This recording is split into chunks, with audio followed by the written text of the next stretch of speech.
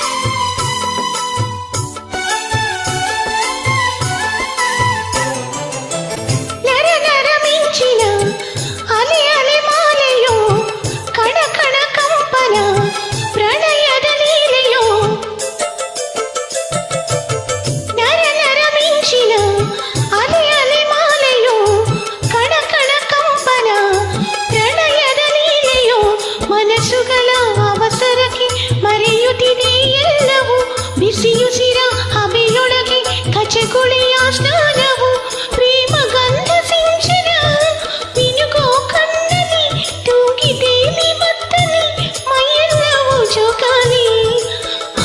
ಇದು ತುಂಟ ಸೆರಗಿದು ಜಾರುತ್ತಿಹುದು. ಅಯ್ಯೋ ಇದು ಮಾತು ಕೇಳದು ಹಾರುತ್ತಿಹುದು.